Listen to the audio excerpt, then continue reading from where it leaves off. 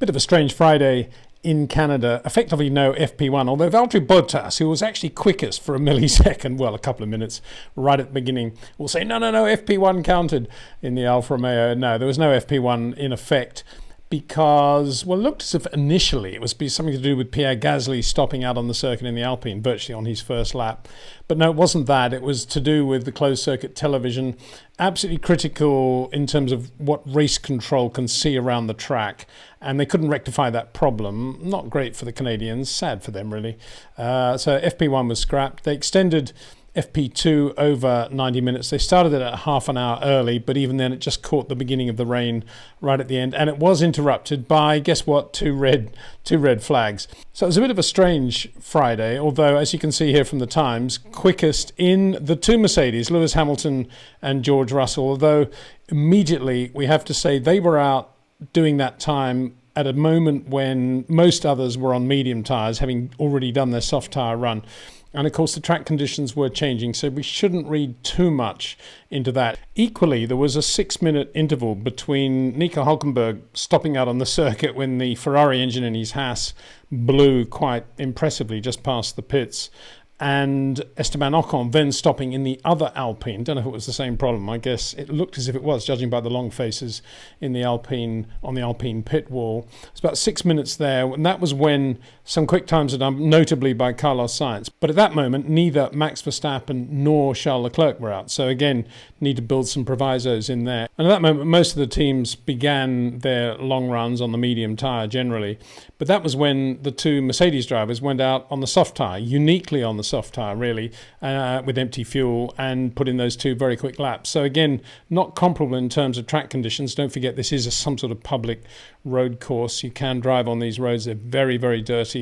We should note too that Max's 14.1 was done at a time when, for example, Valtteri Bottas was doing a 14.2. So it wasn't a great lap for Max. And that was his quickest soft run tyre of the day. It was as if Red Bull weren't focusing on that at all. Certainly the case with Sergio Perez, who didn't get that run in, as I say, and then they just worked on fuel loads after that. So again, don't read too much into it.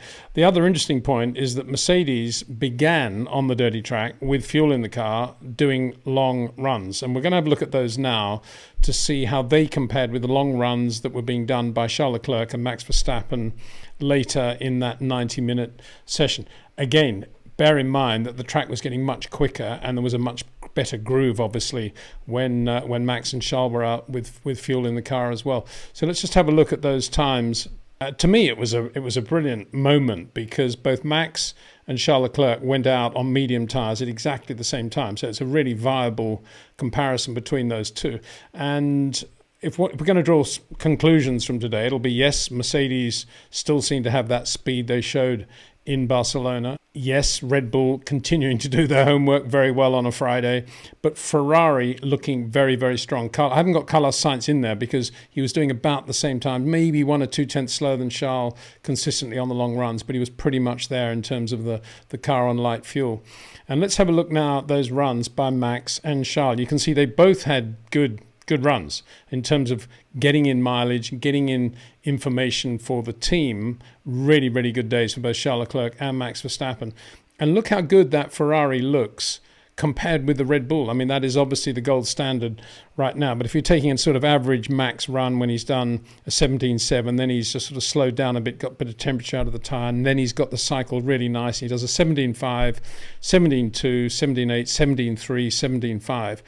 Look at Charles Leclerc, 17.3, 17.2, 17.6, 17.6, 17.3, 17.1. Interestingly, also, look at the top speeds with fuel in the car. Very, very similar between Ferrari and Red Bull. That augurs for a very, very good race for Ferrari this weekend. Probably the best race they've had so far, based on what we've seen on Friday. But of course, things can always change. And that is very impressive. And so from that, we can say the latest upgrades on the Ferrari obviously have an effect, and good to see them back again on a circuit which was always going to be quite good for them because they've never been slow in a straight line this year. They've just been a bit iffy again in terms of tyre management. But on this one, yes, 18.5 right at the end of that run, whereas Max is doing a 17.8. Not obviously going to be as good as a Red Bull in terms of longevity, but in terms of pace, right there at the moment.